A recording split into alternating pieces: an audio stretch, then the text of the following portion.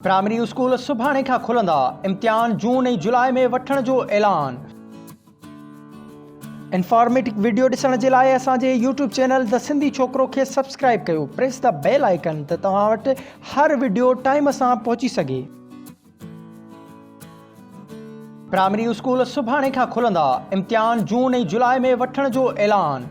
Matric ऐं inter जा पर्चा 2 कलाकनि जा हूंदा। सिंध सरकार। तालीम खाते जी स्टीयरिंग कमेटीअ जे इजलास में अहम फ़ैसिला कया विया।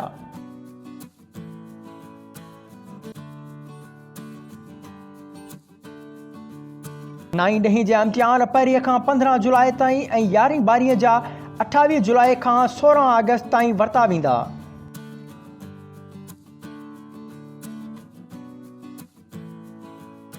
नसाब में 40% घटिताई। कापी रोकण लाइ हिकमत अमली जोड़ण जो फ़ैसिलो। नए स्ट्रक्चर तहत इम्तिहान पर्चन में 50% MCQs, 30% मुख़्तसिर सवालनि ऐं 20% तफ़सीली सवाल शामिल हूंदा। यूनिवर्सिटियुनि में दाख़िलाऊं 15 अक्टूबर बाद करण जी सिफ़ारिश।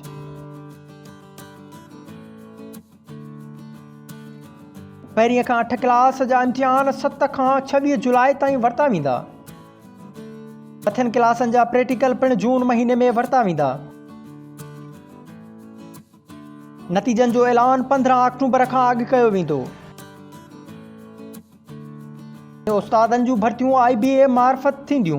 मुआहिदो थी वियो आहे। ऐं कॉलेजनि में कोरोना जा 233 ऐं स्कूलनि में 331 केस साम्हूं आया, जिन में 2 कॉलेजनि खे बंदि कयो वियो आहे। सूबाई वज़ीर सईद गनीअ जो इहो चवणु आहे।